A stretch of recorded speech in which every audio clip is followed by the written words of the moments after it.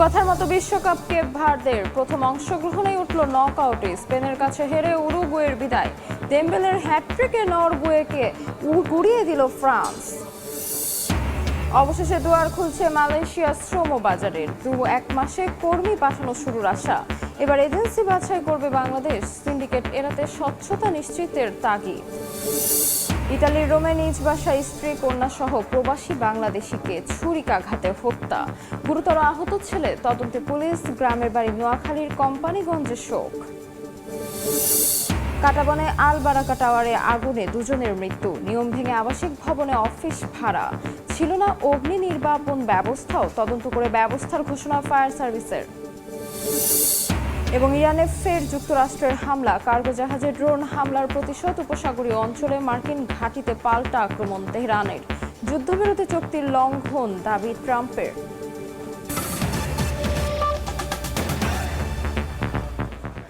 সময় সংবাদের সঙ্গে আছি আমি তাজমিলা খান। শুরুতেই ফিফা বিশ্বকাপের খবর।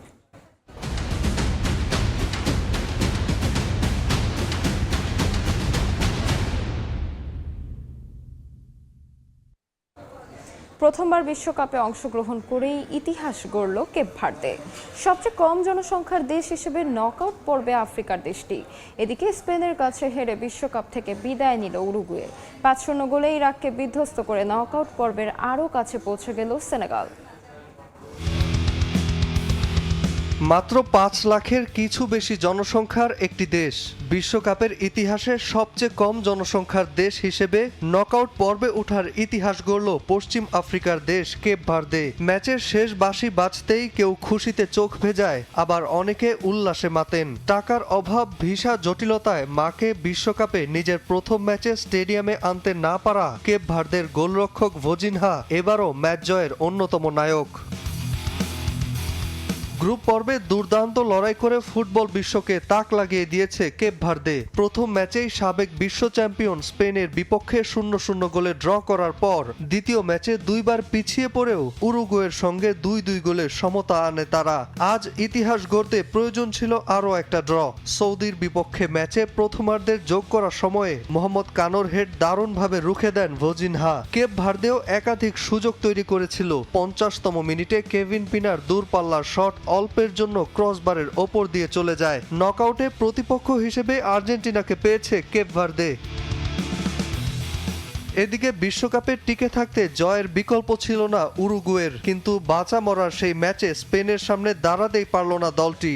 ১-০ গোলে হেরে গ্রুপ পর্ব থেকেই বিদায় নিতে হয় দুবারের বিশ্ব চ্যাম্পিয়নদের। অন্যদিকে এই জয়ে গ্রুপ এইচ চ্যাম্পিয়ন হয়ে দাপটের সাথে শেষ ৩২-এ পা রাখল স্পেন। ৪২তম মিনিটে নিজেদের বক্সের ভেতর বল নিয়ন্ত্রণে বড় ভুল করেন অভিজ্ঞ গোলরক্ষক ফার্নান্দো মুসলেরা। সেই সুযোগ লুফে নেন midfielder Alex Baena. Group champion হওয়া স্পেনের প্রতিপক্ষ হতে পারে অস্ট্রিয়া বা আলজেরিয়ার মধ্যে যে কোনো এক দল।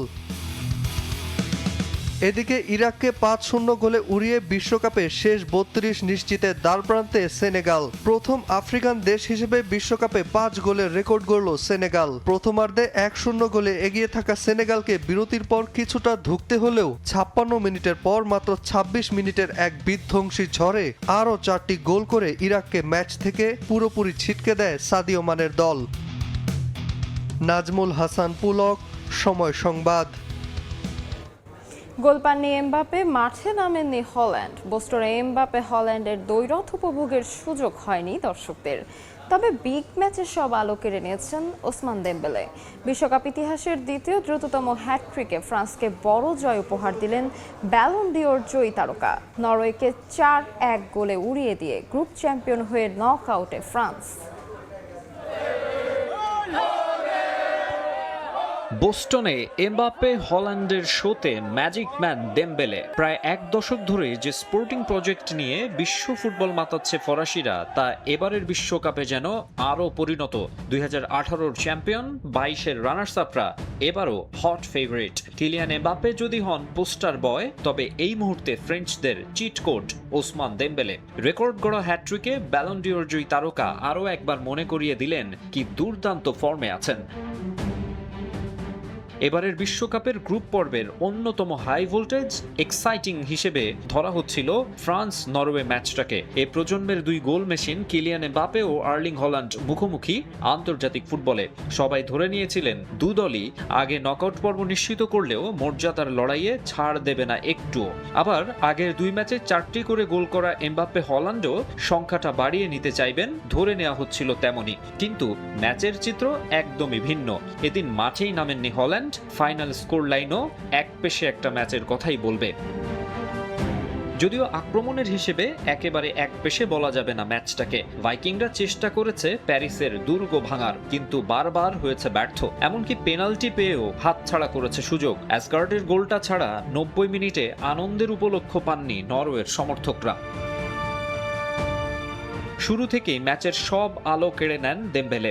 7, 20 ও 32 মিনিটে করেন গোল, গড়েন বিশ্বকাপ ইতিহাসের দ্বিতীয় দ্রুততম হ্যাটট্রিকের রেকর্ড। 1954 সালে অস্ট্রিয়ার এরিক প্রোপস্টের চেকোস্লোভাকিয়ার বিপক্ষে 24 মিনিটে করা হ্যাটট্রিকটাই এখন পর্যন্ত দ্রুততম।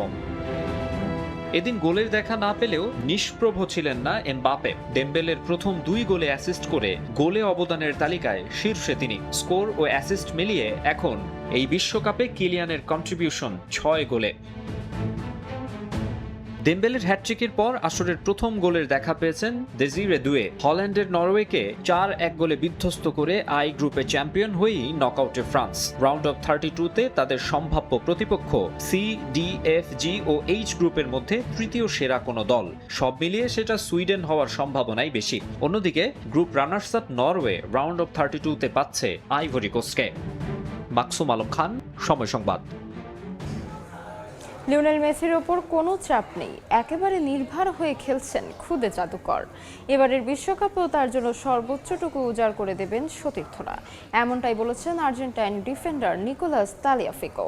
বাংলাদেশি সমর্থকদেরও ভালোবাসা জানিয়েছেন বিশ্বকাপ জয়ী তারকা। বিস্তারিত জানাচ্ছেন এসএম ইকবাল। দাঁড়িয়ে আছি AT&T স্টেডিয়ামের অফিসিয়াল প্রেস কনফারেন্স রুমে।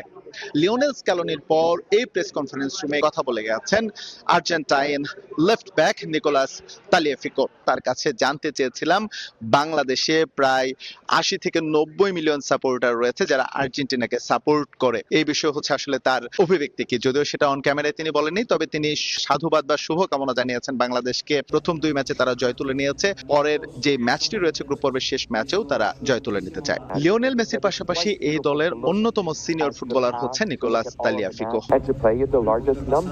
মেসির সঙ্গে খেলা সবসময় আনন্দের, এটা আমি দারুণ উপভোগ করি। এটা ঠিক, দলে তার মতো আমিও সিনিয়র, তাই দায়িত্বটা আমাদের অনেক বেশি থাকে। আশা করছি এটা ঠিকভাবে পালন করব।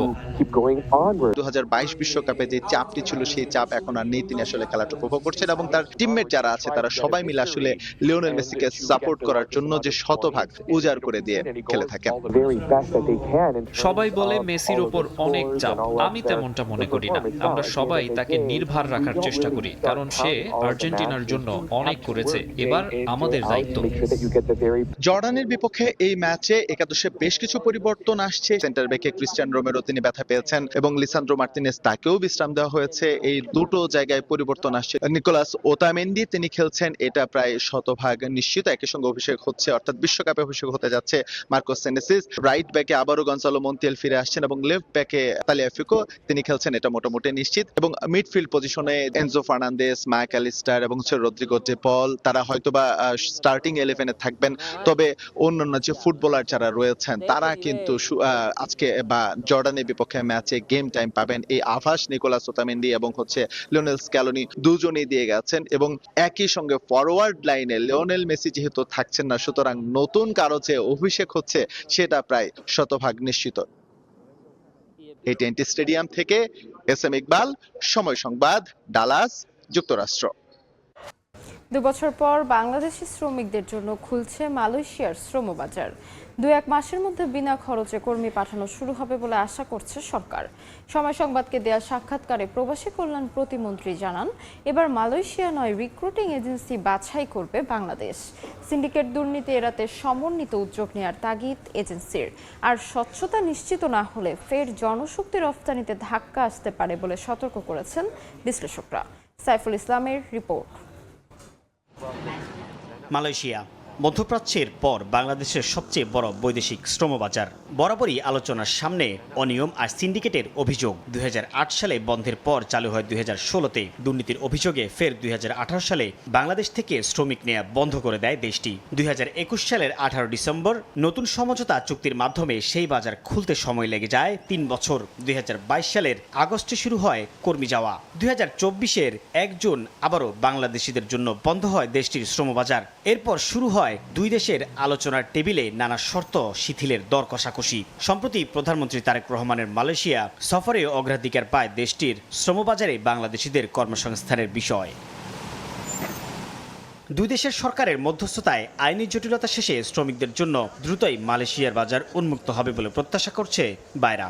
দুই সরকার আলাপ আলোচনা করে যে সিদ্ধান্ত নেবে, যে পদ্ধতি ঠিক করবে, ডেফিনেটলি আমরা সেই পদ্ধতিতেই আমরা লোক পাঠাতে চাই।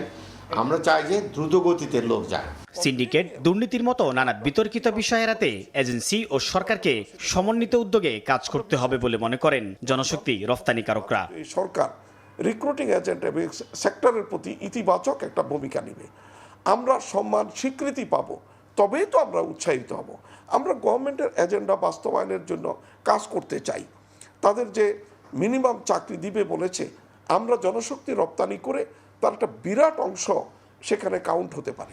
আশার পালে যখন হাওয়া লাগছে তখন অর্থনীতিবিদরা সতর্ক করছেন, কর্মী পাঠানোর প্রতিটি ধাপে স্বচ্ছতা ও জবাবদিহিতা নিশ্চিত না হলে ভেস্তে যেতে পারে আগামী 5 বছরে বিদেশে 1 কোটি মানুষের কর্মসংস্থান তৈরি করতে দেয়া সরকারের নির্বাচনী ইস্তেহার। সরকার যদি প্রতিশ্রুতিবদ্ধ হয় যে এমন একটা সিস্টেম চালু করবে ফলে শ্রমিকের অভিবাসন খরচ কমে আসবে, এটা কিন্তু সরকারের হাতে আমি মনে করি। এমন সম্ভাবনা শঙ্কার মধ্যেই সময় সংবাদকে দেয়া সাক্ষাৎকারে প্রবাসী কল্যাণ প্রতিমন্ত্রী জানান 1 থেকে 2 মাসের মধ্যে বাংলাদেশিদের জন্য মালয়েশিয়ার শ্রমবাজার খোলার আশার কথা, যেখানে কর্মী যাবে বিনা খরচে। জয়েন্ট ওয়ার্কিং কমিটির মিটিং করে 2-1 মাসের মধ্যে সমাধানে পৌঁছানো যায়, তাহলে তো 2-1 মাসের এটা ওপেন হয়ে যেতে পারে। প্রতিমন্ত্রী জানান এবার মালয়েশিয়া রিক্রুটিং এজেন্সি বাছাই করবে বাংলাদেশ। মালয়েশিয়ান কর্তৃপক্ষ হচ্ছে বাংলাদেশ থেকে লোক যাওয়ার ক্ষেত্রে রিক্রুটিং এজেন্সি সিলেক্ট করবে, সিন্ডিকেট, সেই দায়টা তো আমাদের উপরে আসে। তো আমরা এই চুক্তির এই ধারাটাকে সংশোধন করার জন্য জয়েন্ট ওয়ার্কিং কমিটিতে বলা হয়েছে এবং এখানে মালয়েশিয়ার প্রধানমন্ত্রী বলেছে 0 কস্টে আপনার যেন লোক যেতে পারে। 2024 সালে মালয়েশিয়ায় যেতে না পারা 7,873 জন কর্মীকে পাঠানোর জন্য সরকারি সংস্থা বয়োসেলকে দায়িত্ব দেওয়া হলে এখন পর্যন্ত প্রায় 3,000 যেতে পেরেছেন। বাকিদের ব্যাপারেও আলাদা সিদ্ধান্ত নেয়ার তাগিদ খাত সংশ্লিষ্টদের। সাইফুল ইসলাম, সময় সংবাদ, ঢাকা। রাজধানীর কাঁটাবনে আল বারাকা টাওয়ারের 12 তলায় আগুন লেগে মারা গেছেন 2 জন। শুক্রবার মধ্যরাতে অগ্নিকাণ্ড নিয়ে ফায়ার সার্ভিস জানায় বহুতল ভবনটিতে অগ্নি নির্বাপনের ব্যবস্থা ছিল না। এছাড়া আবাসিক ভবন হলেও নিয়ম বহির্ভূতভাবে ভাড়া দেওয়া হচ্ছিল অফিস। তদন্ত করে ব্যবস্থা নেওয়া হবে বলে জানায় ফায়ার সার্ভিস। শুক্রবার রাত 1টার দিকে রাজধানীর এলিফ্যান্ট রোডের কাঁটাবনের 14 তলা বিশিষ্ট আল বারাকা টাওয়ারের 12 তলায় আগুনের সূত্রপাত। মুহূর্তেই ছড়িয়ে পড়ে উপর ও নিচ তলায়, আটকা পড়েন অনেকে। নিরাপদে নেমে আসা বাসিন্দারা জানান ভবনটি আবাসিক হলেও আগুন লাগা ফ্লোরটিতে রয়েছে আইনজীবীদের চেম্বার। সেখানে আটকে পড়া 2 জন মুঠোফোনে উদ্ধারের আকুতি জানানোর পর তাদের সঙ্গে আর যোগাযোগ করা সম্ভব হয়নি। পাশের ফ্ল্যাটের লোকজন চিল্লায় বলতেছে হচ্ছে টপ 10 এর বিল্ডিং আগুন। তখন হচ্ছে আমরা দৌড়ে চলে আসছি, ফ্যামিলি নিয়ে নিচে নেমে চলে আসছি।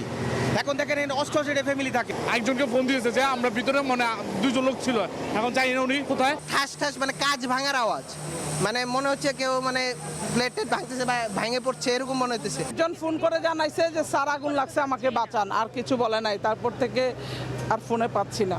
2 ঘন্টার চেষ্টায় আগুন নিয়ন্ত্রণে আনে ফায়ার সার্ভিসের 6টি ইউনিট। মুমূর্ষু অবস্থায় উদ্ধার করে 2 জনকে হাসপাতালে পাঠালে তাদের চিকিৎসক মৃত ঘোষণা করেন বলে জানান নিউ মার্কেট থানার ভারপ্রাপ্ত কর্মকর্তা।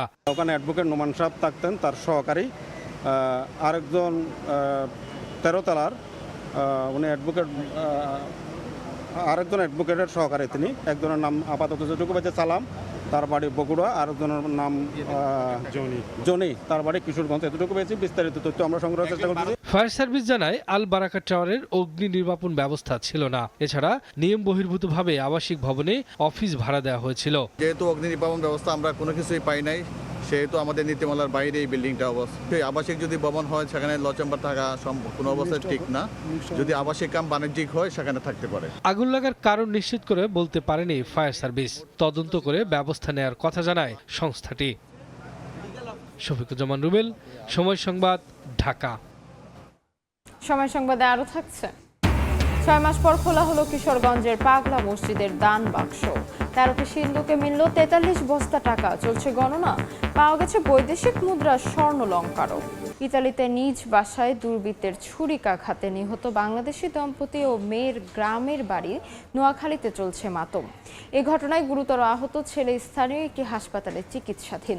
প্রিয়জন হারানোর খবরে দিশেহারা পরিবার, শোকে স্তব্ধ তারা। সকাল থেকে কোম্পানিগঞ্জ উপজেলার 5 নম্বর ওয়ার্ডের বাড়িতে চলছে মাতম। শুক্রবার রাতে ইতালির রোমের আরেলিও এলাকায় ভিয়া মাল্টিগ্লিক সড়কের একটি আবাসিক বাসায় দুর্বৃত্তরা হামলা চালিয়ে নৃশংসভাবে হত্যা করে বাংলাদেশি প্রবাসী দম্পতি কামাল উদ্দিন বাবুল, মমতাজ বেগম আরজু এবং তাদের 9 বছরের মেয়ে আরিসাকে। আহত হন ছেলে অয়ন।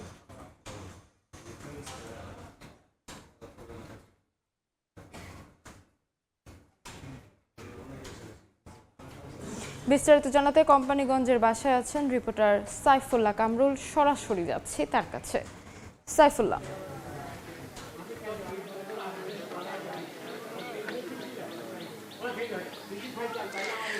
আমি এই মুহূর্তে দাঁড়িয়ে আছি নোয়াখালী কোম্পানিগঞ্জ উপজেলার চরকাকড়া ইউনিয়নের 5 নম্বর ওয়ার্ডে।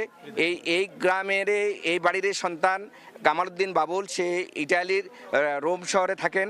গতকালকে তাকে তার পরিবারের সদস্য নিয়ে তারা যখন ছিল তখন ইটালির সময় তাকে এবং তার স্ত্রীকে এবং তার কন্যা সন্তানকে দুর্বৃত্তরা খুন করেছেন। এছাড়া তার ছেলেকে গুরুতর আহত করছে, সে এখন হাসপাতালে চিকিৎসাধীন আছেন। এখানকার স্থানীয় লোকেরা জানাচ্ছেন যে 1 বছর আগে একটি উড়োচিঠি দেওয়া হয়েছে তাকে হত্যা করার জন্য। তখনকার মিডিয়াতে এই নিউজগুলো প্রচারিত হয়েছিল। আজকে ঠিক 1 বছর পাতায় তার পরিবার সদস্যরা ওখানে খুন শিকার হয়েছে। এই মুহূর্তে আমার সাথে আছেন নিহত বাবুলের জ্যাঠাতো ভাই, একজন অ্যাডভোকেট ইনুস সাহেব। আমরা তার থেকে শুনবো আসল ঘটনা কি, ওনারা কি জেনেছেন। হ্যাঁ, ধন্যবাদ মিডিয়ার সকলকে। আসলে আমরা আজকে যে নিউজটা শুনেছি সেটা শুনে আমরা আমাদের বাড়ি, আমাদের পরিবার, আমাদের আত্মীয়স্বজন সবাই আমরা বরাক্রান্ত হৃদয়ে আছি আমরা আসলে। তো সেক্ষেত্রে উনি তো ওনার সাথে দেশে বিদেশে কারোর সাথে কোনো শত্রুতা নাই। আমরা যতটুকু ওনাকে ছোটকাল থেকে দেখে আসছি, উনি নিরিবিলি একজন মানুষ ছিলেন। তো সেক্ষেত্রে আজকে যে ঘটনা শুনলাম এটা আসলে অত্যন্ত দুঃখজনক এবং নৃশংস হত্যাকাণ্ডের জন্য আমরা নিজেরাও এটা নিন্দা জানাচ্ছি। পাশাপাশি যারা এটার সাথে জড়িত তদন্ত সাপেক্ষে তাদেরকে বের করে দৃষ্টান্ত আমরা শাস্তি কামনা করছি। আর পাশাপাশি আমাদের আত্মীয়স্বজন সবাই আসছে, সবাই তো আসলে শোকে মাতম। তো সেক্ষেত্রে মিডিয়ার মাধ্যমে আমরা পুরো দেশবাসী, পুরো প্রশাসনের কাছে আমরা এই দাবিটুকু রাখছি যে যিনি জড়িত, এটার সাথে যারা জড়িত তাদেরকে সর্বোচ্চ সাজা নিশ্চিত করা হয়। আমি একজন আইনজীবী হিসাবে, সুপ্রিম কোর্ট আইনজীবী হিসাবে আমি এটা প্রত্যাশা করছি এবং আমি সর্বোচ্চ এটার জন্য আমি লড়াই করে যাব। ধন্যবাদ আপনাকে। আমরা যেটা জানিয়েছি যে তারা পরিবার এই হত্যার নিন্দা জানায় এবং তারা চাচ্ছে প্রকৃত খুনি যাতে গ্রেপ্তার হয় এবং তার লাশ যাতে করে সরকারিভাবে তাদের দ্রুতভাবে এই দেশে নিয়ে আসা হয়। এখানে তার মা বাবা, আত্মীয়স্বজনরা তার জন্য শোকে মাতম হয়ে আছেন। তারা আসলে কারা এই ঘটনা ঘটিয়েছেন তাদের দৃষ্টান্তমূলক শাস্তি দাবি করেন। এই ছিল নোয়াখালীর কোম্পানিগঞ্জের চরকাকড়া থেকে আমার কাছে নিহত বাবুলের হত্যাকাণ্ডের সর্বশেষ তথ্য। নোয়াখালী থেকে সরাসরি যুক্ত ছিলাম। বিমান নামে গ্রাহকের টাকা হাতে নেওয়া ফারিস্ট ইসলামী লাইফ ইন্স্যুরেন্সের সাবেক চেয়ারম্যান নজরুল ইসলাম সহ সংশ্লিষ্টদের বিরুদ্ধে দুদকের 8 মামলার তদন্ত প্রায় শেষ।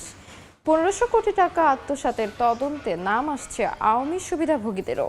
যদিও ফারিস্টের বর্তমান কর্তৃপক্ষের দাবি লুটপাটের মাধ্যমে অন্তত 3500 কোটি টাকা সরিয়েছে নজরুল ইসলাম সিন্ডিকেট। অপরাধীদের শাস্তির পাশাপাশি গ্রাহকের পাওনা অর্থ দ্রুত ফেরত দেওয়ার তাগিদ টিআইবির। তসলিম তৌহিদের প্রতিবেদন। পাসপোর্ট নিতে এসে দুদকের হাতে ধরা পড়েন ফারিস্ট ইসলামী লাইফ ইন্স্যুরেন্সের সাবেক চেয়ারম্যান নজরুল ইসলাম। গ্রাহকের 207 কোটি টাকা আত্মসাতের মামলায় গত বছরের অক্টোবরে তাকে গ্রেফতার করা হয়। তবে লুটপাট কেবল এই 207 কোটি টাকাতেই সীমাবদ্ধ নয়। দুদকের তথ্য বলছে 2010 থেকে 2021 সাল পর্যন্ত নজরুল ইসলামের নেতৃত্বে একটি সিন্ডিকেট জমি কেনা সহ নানা উপায়ে প্রায় 1500 কোটি টাকা লুটপাট করে। নজরুল ইসলাম ছাড়াও গ্রেফতার হয়েছে সাবেক এমডি হেমায়েতুল্লাহ, বাকিরা এখনও বাইরে। এসব অভিযোগে দুদকের 8 মামলার বেশিরভাগেরই তদন্ত প্রায় শেষ। চার্জশিট দেওয়া হবে যে কোনো সময়।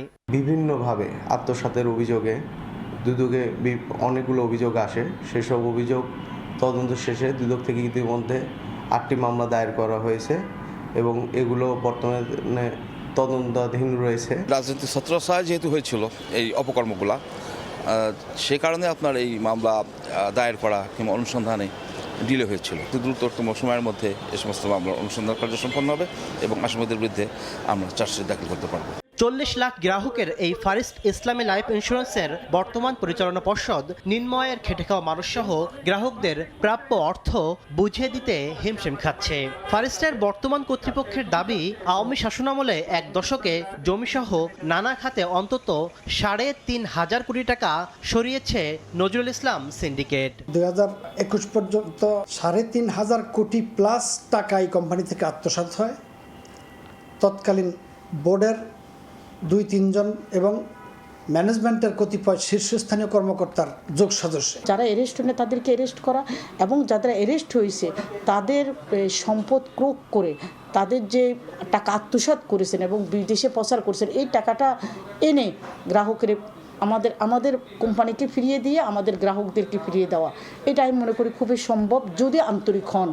আর আর্থিক প্রতিষ্ঠান থেকে লুটপাটে জড়িতদের বিরুদ্ধে ব্যবস্থা নেওয়ার তাগিদ টিআইবির। যাদের বিরুদ্ধে মামলা সেটাকে দুদক হোক বা অন্য যে কোনো আর্থিক প্রতিষ্ঠান সংক্রান্ত মামলা হিসেবেও তার যথাযথ প্রক্রিয়া অনুসরণ করে যাদের বিরুদ্ধে অভিযোগ তাদেরকে জবাবদিহিতার আওতায় আনতে হবে। দুদকের তথ্য বলছে, ফারিস্ট থেকে লুটপাট করে সাবেক চেয়ারম্যান নজরুল ইসলাম অন্তত 100 কোটি টাকার অবৈধ সম্পদ গড়েছেন। তাসলিম তৌহিদ, সময় সংবাদ, ঢাকা। দেখছেন সময় সংবাদ, সঙ্গেই থাকুন। 6 মাস পর খোলা হলো কিশোরগঞ্জের পাগলা মসজিদের দান বাক্স। 13টি সিন্ধুকে মিলল 43 বস্তা টাকা। এখন চলছে গণনা। এই মুহূর্তে সেখানে আছেন সহকর্মী নূর মোহাম্মদ, সরাসরি যাচ্ছে তার কাছে। নূর মোহাম্মদ, সকাল থেকে শুরু হয়েছে ঐতিহ্যবাহী পাগলা মসজিদের এই দান সিন্ধুকের টাকা গণনা কার্যক্রম। আজ সকাল 7টায় কিশোরগঞ্জের জেলা প্রশাসক সোহানা নাসরিনের নেতৃত্বে প্রশাসনের ঊর্ধ্বতন কর্মকর্তা এবং আইনশৃঙ্খলা বাহিনীর সদস্যদের উপস্থিতিতে মসজিদের বিভিন্ন স্থানে থাকা 13টি দান বাক্স কার্যক্রম খোলা শুরু হয়।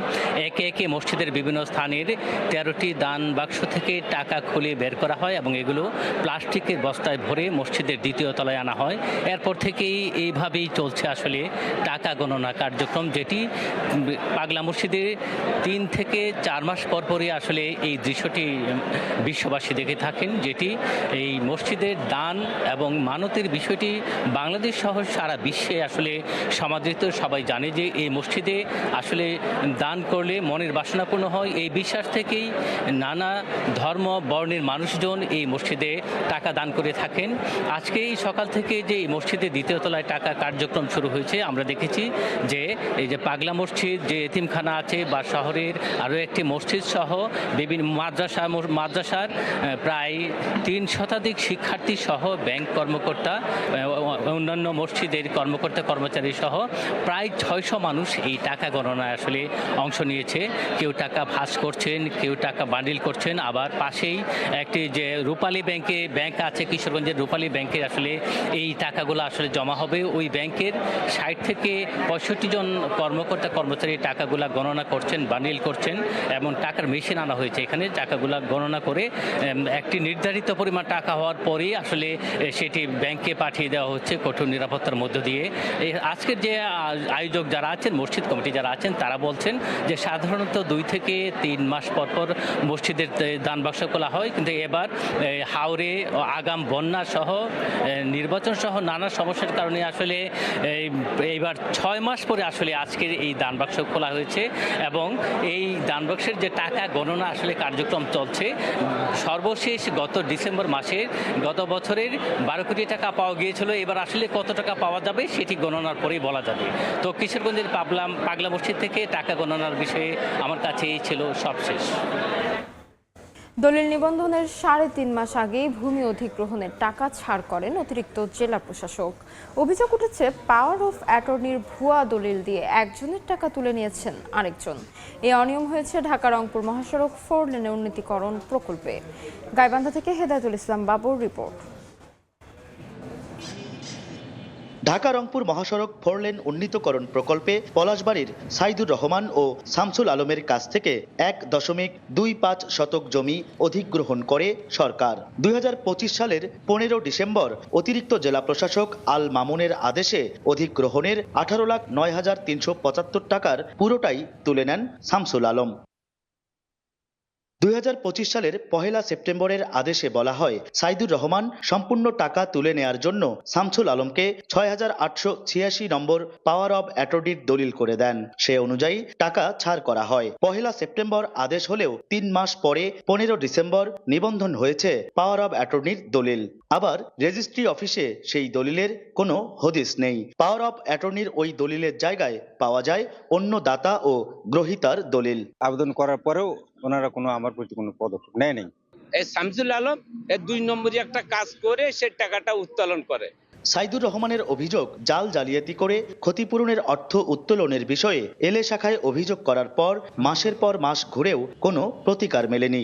আর অভিযুক্ত শামসুল আলম বলছেন জেলা প্রশাসকের কার্যালয়ের কর্মকর্তা কর্মচারীরা তাকে পাওয়ার অব অ্যাটর্নির দলিল তৈরি করে ক্ষতিপূরণের অর্থ পরিশোধ করেছেন। আমি টাকা পাইছি, অবকাঠামো এবং জমির মালিক আমি, এই জন্য আমি টাকা তুলছি। পাওয়ার অব অ্যাটর্নি কি কাজ করা লাগে ডিসি অবশ্য ওনারাই করছে। গণমাধ্যম কর্মীরা বিষয়টি রাজস্ব শাখায় দায়িত্বরত অতিরিক্ত জেলা প্রশাসক আল মামুনের নজরে আনলে এ নিয়ে পুনরায় শুনানি গ্রহণ করার আশ্বাস দেন তিনি। যে ব্যক্তি পাওয়ার অব অ্যাটর্নির কথা আপনি বললেন, উনি একটা অভিযোগ দাখিল করেছেন আমাদের এখানে। যদি আমার অফিসের কোনো কর্মকর্তা বা কর্মচারী এর সঙ্গে জড়িত থাকে তার বিরুদ্ধে আমাদের যে আইন কানুন রয়েছে, বিধি রয়েছে, তার আলোকে আমরা ব্যবস্থা নেব। এদিকে পলাশবাড়ির নুনিয়াগাড়ি এলাকার বাসিন্দা রেজাউল করিমের মা রেখা বেগমের কেনা 1 শতক জমি একই মহাসড়কের জন্য অধিগ্রহণ করা হলেও তাকে এখনো ক্ষতিপূরণের অর্থ পরিশোধ করা হয়নি। গাইবান্ধার গোবিন্দগঞ্জ, পলাশবাড়ি ও ধাপেরহাট অংশে ভূমি অধিগ্রহণের ব্যাপক অনিয়মের অভিযোগ আছে। হেদায়েতুল ইসলাম বাবু, সময় সংবাদ, গাইবান্ধা। দেখছেন সময় সংবাদ, সঙ্গেই থাকুন। ডেঙ্গুর বিস্তার রোধে ঘর আঙিনা পরিষ্কার রাখার পাশাপাশি সাধারণ মানুষকে আরও সচেতন হওয়ার আহ্বান জানিয়েছেন স্থানীয় সরকার, পল্লী উন্নয়ন ও সমবায় প্রতিমন্ত্রী মীর শাহে আলম। সকালে হাতিরঝিল এলাকায় পরিষ্কার পরিচ্ছন্নতা কার্যক্রম পরিদর্শনে এসে এসব কথা বলেন তিনি। রেস্টুরেন্ট, আন্ডার কনস্ট্রাকশন বাড়ি এবং সরকারি স্টাফ কোয়ার্টার এবং বিভিন্ন অ্যাপার্টমেন্টের বেসমেন্ট, ছাদে, ফুলের টপে আমরা 50% অধিক জায়গাগুলোতে আমরা এই লার্ভাগুলি উৎপত্তি স্থল পাচ্ছি, শনাক্ত করেছি, যা সত্যিকার অর্থে আমাদের জন্য খুবই দুঃখজনক এবং খারাপ। আমাদের জনবলের ঘাটতি আছে। আমরা চেষ্টা করছি, লিফলেট বিতরণ করছি, আমরা ট্যাবলেট দিচ্ছি, বাড়ি বাড়ি আমরা লোক পাঠাচ্ছি। এর বাইরে সোসাইটির মাধ্যমে, অ্যাপার্টমেন্টের মালিক সমিতি এবং রিহাবের মাধ্যমে এবং বিশেষ করে গণপূর্তকে অনুরোধ করব যে আপনাদের যে স্টাফ কোয়ার্টারগুলো আছে এগুলো খুবই ভয়াবহ অবস্থা। এগুলোতে নিজেদের এলাকাটি পরিষ্কার করতে হবে। টানা বৃষ্টিতে রোহিঙ্গা আশ্রয় শিবিরে পাহাড় ধসের ঝুঁকিতে লাখো মানুষের জীবন। শরণার্থী ত্রাণ ও প্রত্যাবাসন কমিশনার জানান, সচেতনতা বৃদ্ধির পাশাপাশি অতি ঝুঁকিপূর্ণ এলাকা থেকে বসবাসকারীদের নিরাপদ স্থানে সরিয়ে নেওয়া হবে। এজন্য সহায়তা বাড়াতে দাতাদের প্রতি আহ্বান জানিয়েছেন UNHCR। বিস্তারিত জানাচ্ছেন সুজাউদ্দিন রুবেল। কক্সবাজারের উখিয়ার কুতুপালং মেগা ক্যাম্প, যা বিশ্বের সবচেয়ে বড় রোহিঙ্গা আশ্রয় শিবির। এখানকার 4 নম্বর ক্যাম্পে পাহাড় কেটে গড়ে তোলা হয়েছে শত শত বসতি। পাদদেশ ও ঢাল জুড়ে গড়ে ওঠা বসতিতে বাস করছেন লাখেরও বেশি রোহিঙ্গা। বর্ষার টানা বৃষ্টিতে নরম হয়ে যাচ্ছে পাহাড়ের ঢাল, ধসে পড়ে মাটি। ঝুঁকি কমাতে বালু ভর্তি বস্তা ও ত্রিপল ব্যবহার করা হলেও পুরোপুরি ঠেকানো যাচ্ছে না ধস। শুধু এই ক্যাম্প নয়, উখিয়া ও টেকনাফের 33টি ক্যাম্পের মধ্যে অন্তত 8টি ক্যাম্প রয়েছে পাহাড় ধসের উচ্চ ঝুঁকিতে। বর্ষায় টানা ভারী বর্ষণ হলেই বাড়ে তাদের উদ্বেগ। ঘর ভাঙি যাবে গই আর তা ভাড়ুলা নিবে একান সমস্যা ফাইন্দা বাজার গই একান সমস্যা ডর লাগে ফাইন্দান আর আছে পাহাড় ফাইন্দা আর তো বেশি ডর হয় ফাইন্দা ভাঙি করে রোড গাড়ির সমস্যা জ্বর করে আর মিষ্টি নয় আর জ্বর করে এখন যদি খাইন্দা পারে বাঁয়ে পড়লে আর গাড় এখন গড় লাগলো বেশি অবস্থা। ঝুঁকি মোকাবেলায় দুর্যোগ প্রস্তুতি ও প্রতিরোধমূলক কার্যক্রমে আরও সহায়তা বাড়াতে দাতাদেশ ও সংস্থাগুলোর প্রতি আহ্বান জানিয়েছে জাতিসংঘের শরণার্থী বিষয়ক সংস্থা UNHCR। সমাধানের একমাত্র পথ হচ্ছে ক্যাম্পগুলো নকশা অনুযায়ী বাড়িঘর নির্মাণ করা। মনে রাখতে হবে, ঝুঁকি মোকাবেলায় প্রতিকারের চেয়ে প্রতিরোধ গুরুত্বপূর্ণ। ভূমিধসের ঝুঁকিপূর্ণ এলাকাগুলোতে নজরদারি বাড়ানো হয়েছে। প্রয়োজনে বাসিন্দাদের নিরাপদ স্থানে সরিয়ে নেওয়া হবে বলে জানিয়েছে শরণার্থী ত্রাণ ও প্রত্যাবাসন কমিশন। যেসব এলাকাগুলো ল্যান্ডস্লাইডের জন্য ঝুঁকিপূর্ণ সেই সব জায়গার প্রতি খেয়াল রাখা, যদি বেশি মাত্রায় বৃষ্টিপাত হয় ওই এলাকার বাসিন্দাদেরকে একটু অন্যত্র সরিয়ে নিয়ে যাওয়া। গত 8 বছরে কক্সবাজারের উখিয়া ও টেকনাফে 33টি ক্যাম্পে পাহাড় ধসের ঘটনায় প্রাণ হারান 30 জনের বেশি রোহিঙ্গা। সুজাউদ্দিন রুবেল, সময় সংবাদ, কক্সবাজার। নোয়াখালীর দ্বীপ উপজেলা হাতিয়ায় সরকারি 10টি দফতরে বেশিরভাগ পদই শূন্য। নিয়োগ না দেওয়ায় অন্য উপজেলার একই কর্মকর্তাকে দেওয়া হয়েছে অতিরিক্ত দায়িত্ব। তবে তারাও নিয়মিত অফিস না করায় সরকারি বিভিন্ন কর্মসূচি বাস্তবায়নে দেখা দিয়েছে স্থবিরতা। সাইফুল্লাহ কামরুলের পাঠানো তথ্য ও মোহাম্মদ ইয়াসিনের ছবি নিয়ে রিপোর্ট। নোয়াখালীর হাতিয়া উপজেলা মহিলা বিষয়ক কর্মকর্তার পদ প্রায় 1 বছর ধরে শূন্য। পাশাপাশি ওই দফতরের 5টি কর্মকর্তার মধ্যে 4টি খালি রয়েছে দীর্ঘদিন। ফলে নারী উন্নয়ন, প্রশিক্ষণ ও সরকারি বিভিন্ন কর্মসূচি বাস্তবায়নে দেখা দিয়েছে স্থবিরতা।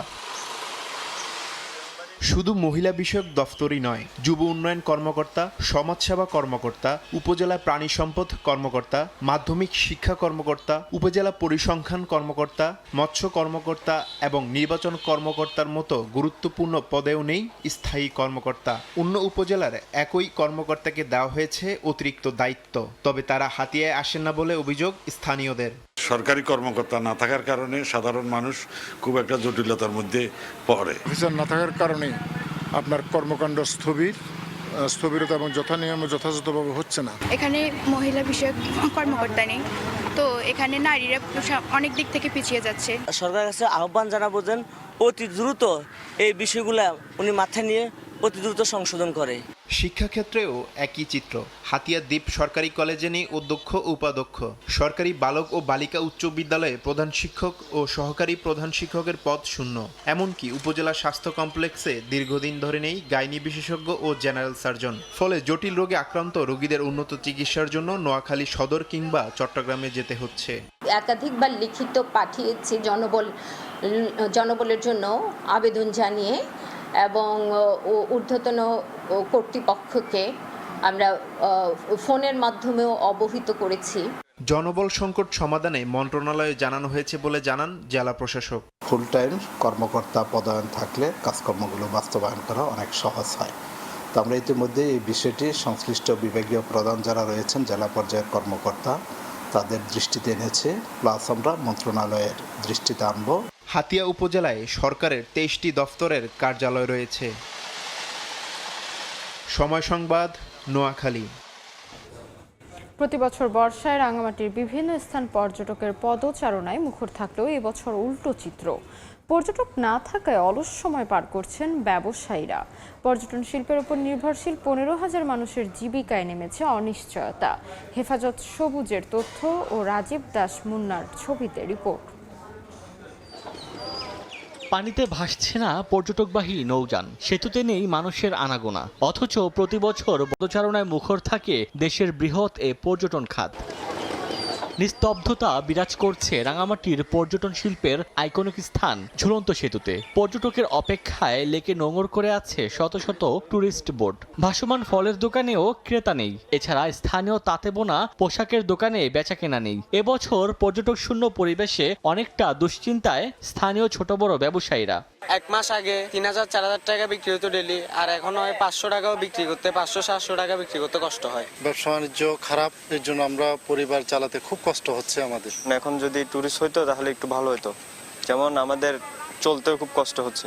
পর্যটক না থাকায় হতাশা বিরাজ করলেও সুদিন ফেরার আশায় হোটেল মোটেল মালিক সমিতি। আমাদের ব্যবসাতে অনেক ধরনের লস হচ্ছে, তবে আশা করছি সামনে টুরিস্ট আসবে, আমাদের এই লস কেটে উঠবে, এটাই আশা করি। রাঙামাটি চেম্বার অব কমার্সের তথ্য মতে জেলায় 15,000 মানুষ পর্যটন শিল্পের উপর নির্ভর করে জীবিকা নির্বাহ করেন। সময় সংবাদ, রাঙামাটি। দীর্ঘ অপেক্ষার পর মোংলা নদীর ফেরিঘাটে চালু হলো 24 ঘন্টার ফেরি সার্ভিস। আগে শুধু দিনের বেলা জোয়ারের সময় ফেরি চলাচল করলেও ড্রেজিংয়ের কারণে এখন সব সময় চলবে ফেরি। সেই সঙ্গে সংযোজন করা হয়েছে নতুন আরও একটি ফেরি। মাহমুদ হাসানকে সঙ্গে নিয়ে আব্দুল্লাল মামুন রুবেলের প্রতিবেদন। ছবি তুলেছেন আব্দুল হালিম। জোয়ারের অপেক্ষায় এখন আর ঘন্টার পর ঘন্টা ফেরিঘাটে অপেক্ষা করতে হবে না অ্যাম্বুলেন্স, পণ্যবাহী ট্রাক ও শত শত যাত্রীকে। মোংলা নদীতে ড্রেজিং করায় জোয়ারের পাশাপাশি ভাটার সময়ও চলবে ফেরি। শুধু তাই নয়, দিনের পাশাপাশি রাতেও সচল থাকবে ফেরি চলাচল। শনিবার সকালে ফেরি সংযোজন ও 24 ঘন্টার সার্ভিসের উদ্বোধন করেন বন, পরিবেশ ও জলবায়ু পরিবর্তন প্রতিমন্ত্রী ডক্টর শেখ ফরিদুল ইসলাম। ভবিষ্যতে এখানে একটি ঝুলন্ত সেতু নির্মাণের আশ্বাসও দেন তিনি। আগে 6 ঘন্টা চলতো, 6 ঘন্টা বন্ধ থাকতো। সেই জিনিসটাকে আমরা এখন বিরতিহীন 24 ঘন্টার জন্য চালু করলাম, যাতে এখানকার মানুষ আর কোনো টেনশন না করতে যে কখন ফেরি চলবে কখন চলবে না। আমরা যদি পরিকল্পনা করে কাজ করি তাহলে মনে করি যে আমাদের যতক্ষণ পর্যন্ত আমাদের সেতু না হচ্ছে ততক্ষণ পর্যন্ত এই দুর্ভোগের জায়গাটা আমরা কমিয়ে আনতে পারছি এবং মানুষ স্বস্তির জায়গা থাকছে। স্থানীয়দের আশা, নিরবচ্ছিন্ন ফেরি চলাচলে বন্দর, ব্যবসা বাণিজ্য ও মানুষের যাতায়াতে গতি ফিরবে। তবে এই সুবিধা ধরে রাখতে নিয়মিত নদী খনন ও ফেরি সেবা অব্যাহত রাখার দাবি তাদের। দক্ষিণ অঞ্চলের জন্য খুব উপকৃত হয়েছে আমাদের জনগণ। 3-4 ঘন্টা এমনকি 5 ঘন্টা এসে ফেরিঘাটে বসে আছি, আর এখন যদি 24 ঘন্টা চলে তাহলে আমাদের জন্য অনেক ভালো। সরকারের কাছে একটা অনুরোধ যে এখানে একটা ব্রিজ হোক, যেটা দিয়ে মানুষের একটা ভোগান্তি কমে। ফেরি চলাচলে নদীর নাব্য ধরে রাখতে প্রতি 2 মাস পর পর ড্রেজিংয়ের ঘোষণা দেয়া হয়েছে। আব্দুল্লাহ আল মামুন রুবেল, সময় সংবাদ, মোংলা। দেখছেন সময় সংবাদ, সঙ্গেই থাকুন। দেখছেন সময় সংবাদ। ওমান উপকূলে বাণিজ্যিক জাহাজে হামলার জবাবে ইরানে আবারও হামলা চালিয়েছে যুক্তরাষ্ট্র। উপসাগরীয় অঞ্চলে মার্কিন সামরিক স্থাপনায় পাল্টা আক্রমণ চালায় তেহরানও। এদিকে হরমুজ প্রণালীতে জাহাজ লক্ষ্য করে ইরানের ড্রোন হামলাকে যুদ্ধবিরতি চুক্তির বোকামিপূর্ণ লঙ্ঘন বলে মন্তব্য করেছেন মার্কিন প্রেসিডেন্ট ডোনাল্ড ট্রাম্প। শুক্রবার সাংবাদিকদের সঙ্গে আলাপকালে মার্কিন প্রেসিডেন্ট ডোনাল্ড ট্রাম্প দাবি করেন, সাম্প্রতিক মার্কিন হামলার পরও ইরানের কিছু সামরিক সক্ষমতা রয়ে গেছে, তবে সেটিও খুব সীমিত। একই সঙ্গে তিনি দাবি করেন, হরমুজ প্রণালী অতিক্রমকারী জাহাজ লক্ষ্য করে ইরান 4টি ড্রোন ছুড়েছিল। এর মধ্যে একটি বড় মালবাহী জাহাজের ওপর ডেকে আঘাত হানে, যদিও জাহাজটি যাত্রা অব্যাহত রাখতে সক্ষম হয়। ট্রাম্পের দাবি, বাকি 3টি ড্রোন মার্কিন বাহিনী ভূপাতিত করেছে। তবে হামলার সময় বা নির্দিষ্ট স্থান উল্লেখ না করেই ঘটনাটিকে যুদ্ধবিরতি চুক্তির বোকামিপূর্ণ লঙ্ঘন বলে মন্তব্য করেন ট্রাম্প। এদিকে হরমুজ প্রণালীতে নিরাপদ নৌ চলাচল নিয়ে নতুন সতর্কবার্তা দিয়েছে আইআরজিসি। সংস্থাটির দাবি, ইরানের অনুমোদিত রুট ব্যবহার করেই কেবল নিরাপদে হরমুজ প্রণালী অতিক্রম করা সম্ভব। একই সঙ্গে দাবি করা হয়, সতর্কবার্তার পর অনুমতি ছাড়াই প্রণালী অতিক্রমের চেষ্টা করা অন্তত 3টি বিদেশি তেলবাহী ট্যাঙ্কারকে ফিরে যেতে বাধ্য করা হয়েছে। হরমুজ প্রণালীতে নিরাপত্তা পরিস্থিতির অবনতির প্রেক্ষাপটে 11,000-এর বেশি নাবিককে সরিয়ে নেয়ার পরিকল্পনা স্থগিত করেছে আন্তর্জাতিক সামুদ্রিক সংস্থা আইএমও। শুক্রবার মহাসচিব আর্সেনিও ডোমিঙ্গেজ বলেন, একটি পণ্যবাহী জাহাজে ক্ষেপণাস্ত্র সদৃশ্য বস্তুর আঘাতের ঘটনার পর এই সিদ্ধান্ত নেওয়া হয়। আরও জানান, কয়েকটি জাহাজের নাবিককে নিরাপদে সরিয়ে নেওয়া হলেও প্রয়োজনীয় নিরাপত্তা নিশ্চিত না হওয়া পর্যন্ত উদ্ধার ও স্থানান্তর কার্যক্রম আপাতত স্থগিত থাকবে।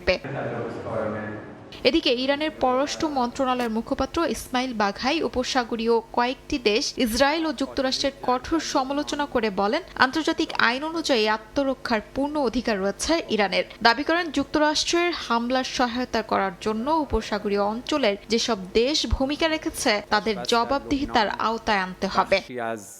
শিউলি রোসা, সময় সংবাদ। ভেনেজুয়েলায় পরপর দুটি শক্তিশালী ভূমিকম্পে প্রাণহানি বেড়ে দাঁড়িয়েছে 920 জনে, আহত 3000-এরও বেশি। ধ্বংসস্তূপের নিচে এখনও আটকা আছেন অন্তত 172 জন। নিখোঁজের তালিকা ছাড়িয়েছে 50,000।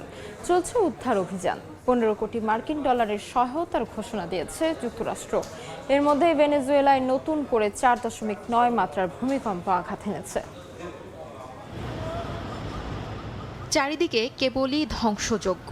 পরপর দুটি শক্তিশালী ভূমিকম্পে বিধ্বস্ত ভেনেজুয়েলার উত্তরাঞ্চল। হু হু করে বাড়ছে নিহতের সংখ্যা, আহত হয়েছেন কয়েক হাজার। এখনও ধ্বংসস্তূপের নিচে আটকে আছেন শতাধিক মানুষ। নিখোঁজের তালিকা ছাড়িয়েছে 50,000। সবচেয়ে ক্ষতিগ্রস্ত লাইগুয়েরা অঞ্চল থেকে পর্যন্ত 200-রও বেশি মানুষকে উদ্ধার করা হয়েছে। অন্তর্বর্তীকালীন প্রেসিডেন্ট ডেলসি রদ্রিগেজ জানান, মূল ভূমিকম্পের পর ইতিমধ্যেই 214টি পরাঘাত অনুভূত হয়েছে, যা উদ্ধার কাজকে আরও ঝুঁকিপূর্ণ ও জটিল করে তুলছে। তবুও জীবিতদের উদ্ধারে দিনরাত কাজ চালিয়ে যাচ্ছেন উদ্ধারকর্মীরা। রাজধানী কারাকাস সহ বিস্তীর্ণ এলাকায় শত শত ভবন, হাসপাতাল, শিক্ষা প্রতিষ্ঠান, শপিং সেন্টার ও হাজারও বেশি অবকাঠামো ক্ষতিগ্রস্ত বা ধ্বংস হয়েছে। আহতদের চিকিৎসায় অস্থায়ী চিকিৎসা কেন্দ্র চালু করা হলেও চিকিৎসকরা বলছেন, দুর্যোগের আগেই হাসপাতালগুলো ঔষধ ও চিকিৎসা সামগ্রীর তীব্র সংকটে ছিল। হাসপাতাল ও দুর্ঘটনাস্থলের বাইরে স্বজনদের উদ্বেগ, উৎকণ্ঠা আরও ভারী করে তুলছে পরিস্থিতিকে। নিখোঁজ স্বজনদের খোঁজে শত শত মানুষ ভিড় করছেন বিভিন্ন আশ্রয়কেন্দ্রে ও চিকিৎসা কেন্দ্রে। এরই মধ্যেই ধ্বংসস্তূপের নিচ থেকে 3 ভাই বোনকে জীবিত উদ্ধারের ঘটনা কিছুটা আশার আলো দেখালেও অধিকাংশ পরিবার এখনও প্রিয়জনের অপেক্ষায়। উদ্ধার তৎপরতায় জোরদার হচ্ছে আন্তর্জাতিক সহায়তাও। উদ্ধারকারী দল প্রশিক্ষিত অনুসন্ধানী কুকুর, ড্রোন ও জরুরি সরঞ্জাম পাঠিয়েছে যুক্তরাজ্য, যুক্তরাষ্ট্র, নেদারল্যান্ডস, মেক্সিকো ও সুইজারল্যান্ড। যুদ্ধ জাহাজ ও পরিবহন বিমান মোতায়েনের পাশাপাশি 15 কোটি মার্কিন ডলারের সহায়তার ঘোষণা দিয়েছে ওয়াশিংটন। জাতিসংঘের মানবিক সহায়তা প্রধান টম ফ্লেচার বলেন, বিপর্যয় মোকাবেলায় বৈশ্বিক সমন্বিত উদ্যোগ প্রয়োজন এবং জাতিসংঘ সেই প্রচেষ্টার নেতৃত্ব দেবে। বিশ্লেষকদের মতে, দীর্ঘদিনের অর্থনৈতিক সংকট, দুর্বল অবকাঠামো এবং রাজনৈতিক অস্থিরতা ভেনেজুয়েলার জন্য এই দুর্যোগ মোকাবেলাকে আরও কঠিন করে তুলেছে। শিউলি রোসা, সময় সংবাদ।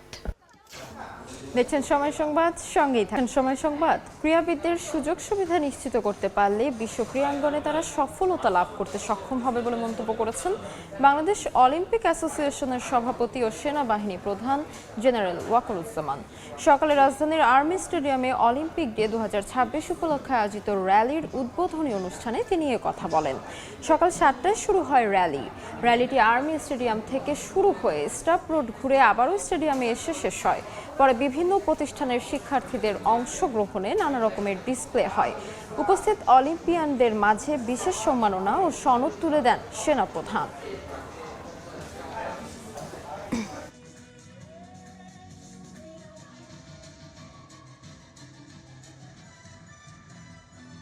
আমাদের ক্রীড়াবিদদের যদি আমরা উপযুক্ত সুযোগ সুবিধা দিতে পারি, অবশ্যই আমরা বিশ্বের ক্রীড়াঙ্গনে আমরা সাফল্য লাভ করতে সক্ষম হব। যদি আমরা চেষ্টা করি, পরিশ্রম করি, যে কোনো অসাধ্য সাধন করতে আমরা সক্ষম হব। এই মতকে সামনে নিয়ে আমরা আমাদের ক্রীড়াঙ্গনকে এগিয়ে নিয়ে যেতে চাই। আমাদের ক্রীড়াঙ্গনে বিভিন্ন ফেডারেশনগুলো তারা যেন বিভিন্ন ফ্যাসিলিটি পায়, সেদিকে আমাদের খেয়াল রাখতে হবে। কলম্বিয়ার বিপক্ষে গুরুত্বপূর্ণ ম্যাচের আগে প্রস্তুতি সেরে নিয়েছে পর্তুগাল। মিয়ামিতে শেষ অনুশীলন সেশনের মধ্যমণি ছিলেন ক্রিস্টিয়ানো রোনালদো। 3টি গ্রুপে ভাগ হয়ে প্র্যাকটিস করেছে পর্তুগিজরা। গ্রুপ চ্যাম্পিয়ন হওয়ার লক্ষ্যে পরিকল্পনা সাজাচ্ছেন কোচ রবার্তো মার্টিনেজ। মায়ামি থেকে সাজিদ মুস্তাহিদের রিপোর্ট। আমার ঠিক পেছনে অনুশীলন শুরু করেছে পর্তুগাল ফুটবল দল। এই অনুশীলন সেশনে কিন্তু সবার আগ্রহের কেন্দ্রে আছেন একজন ক্রিস্টিয়ানো রোনালদো। রোনালদো প্রথম ম্যাচে যখন কঙ্গোর বিপক্ষে খুব একটা পারফর্ম করতে পারেননি, দল ড্র করেছে, তাকে নিয়ে হচ্ছে তুমুল সমালোচনা। তবে উজবেকিস্তানের বিপক্ষে জোড়া গোল করে এই বিশ্বকাপে নিজের উপস্থিতির কথা জানান দিয়েছেন পর্তুগালের সর্বকালের সেরা ফুটবলার। কলম্বিয়ার বিপক্ষে ম্যাচের আগে শেষ অনুশীলন সেশন পর্তুগাল দলের, এবং অনুশীলনের প্রথম 15 মিনিট উন্মুক্ত থাকে সংবাদ মাধ্যমের জন্য। এরপর কিন্তু ট্যাকটিক্যাল যে অনুশীলনগুলো, যে ফরমেশনে খেলে, কে কোথায় খেলবেন এবং ট্যাকটিক্যাল বিষয়গুলো কিন্তু পরবর্তীতে আসলে অনুশীলন করা হয়।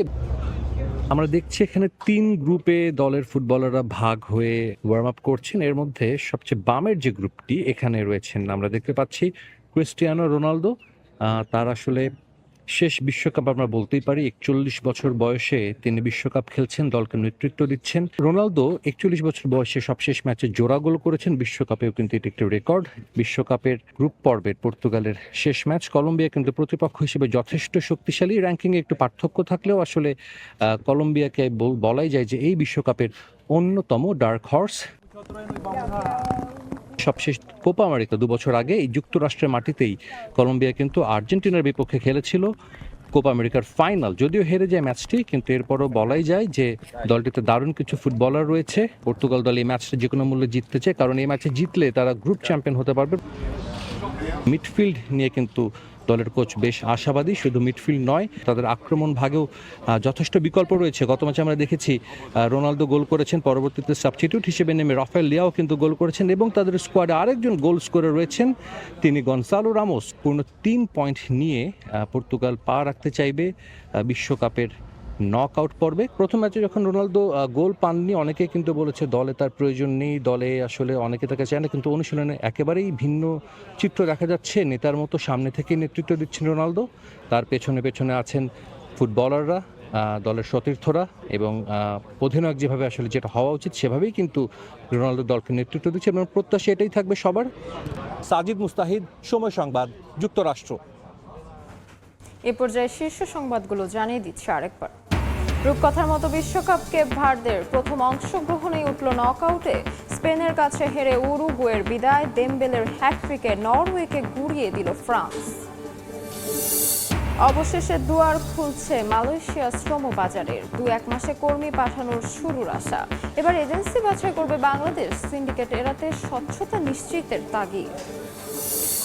এবং ইতালির রোমে নিজ বাসায় স্ত্রী কন্যা সহ প্রবাসী বাংলাদেশিকে ছুরিকাঘাতে হত্যা, গুরুতর আহত ছেলে, তদন্তে পুলিশ। গ্রামের বাড়ি নোয়াখালীর কোম্পানিগঞ্জে শোক।